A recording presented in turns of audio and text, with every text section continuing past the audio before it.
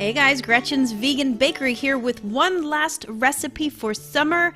If you are like me and have an abundance of basil at this summer's closing, you may want to make some basil ice cream.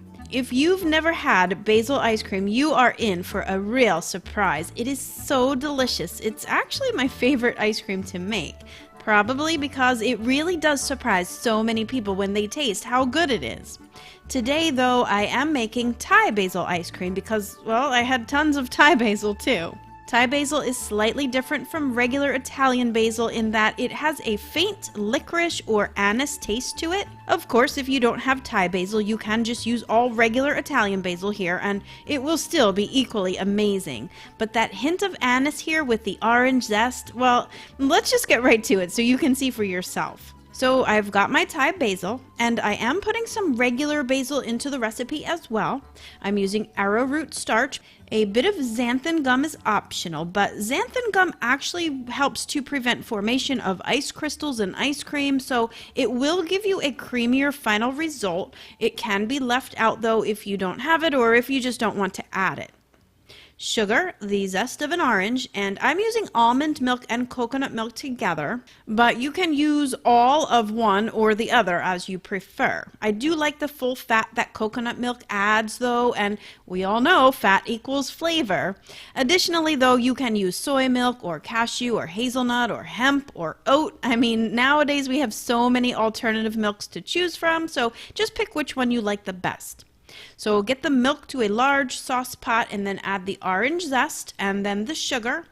And you're going to add just half of the total amount of the basil. And it is a tightly packed half cup of each. Be sure to pack it in tightly when you measure it or your flavor is just going to fall short if you just have a loosely packed half cup measure of each. But I do explain more about that on the blog post at gretchensveganbakery.com, which is why I also urge you to go there all the time. Oh my God, how dare you make me click through to your blog. All right, so you're going to get all of that to a medium heat and bring it up to a boil, but remove it from the heat immediately after it boils, and then you're going to steep it for at least an hour or overnight. If you're doing it overnight, definitely refrigerate it. So once it has been steeped for the optimal amount of time, strain it and then return the mixture back to the sauce pot. You're going to add the arrowroot or the cornstarch and then get it back to the heat and start cooking it while stirring constantly until it starts to thicken. Now you can see if it starts to thicken really just while you're stirring it, you'll definitely see it, but if you place a wooden spoon in the mixture and then run your finger down the back of it, it's going to leave a definite trail. So once that happens, remove it from the heat, and then you're going to add in that reserved basil and the xanthan gum and the vanilla extract. The optional green food color, but you guys know me, I have to have green food if it's supposed to be green. I have to add the color. And then you're just going to transfer it to a blender and blend it all smooth.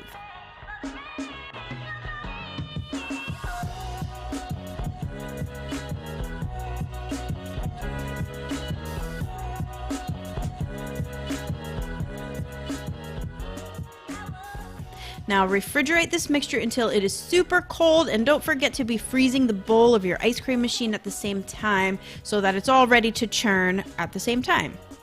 Now, following the instructions on your particular model of ice cream maker, go ahead and pour the cold ice cream base into the machine.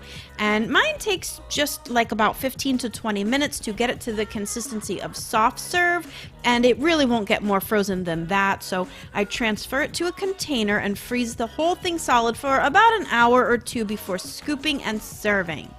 And there you have it, Thai basil ice cream with a little hint of orange zest for one last lick of summer in style. You guys are definitely going to want to try this recipe if you've never had basil ice cream, so be sure to head over to gretchensveganbakery.com to grab the recipe. As always, if you liked this video, I would love a thumbs up, and if you are not yet subscribed to my channel, I wish you would. A great big thank you to everyone who has been checking me out here and visiting me on my blog, and a special great big thank you to my patrons on Patreon and my pals in PayPal. You guys just have no idea how much you are helping to offset the cost of making these videos and keeping my free blog open to everybody. If you think that you can help me continue to share my recipes for free for as little as $1 a month, you can join these other awesome folks by clicking the link below to check it out. All right, everyone, thanks for being here with me, and until next time, happy vegan baking. Pumpkin season's coming. All right, bye for now.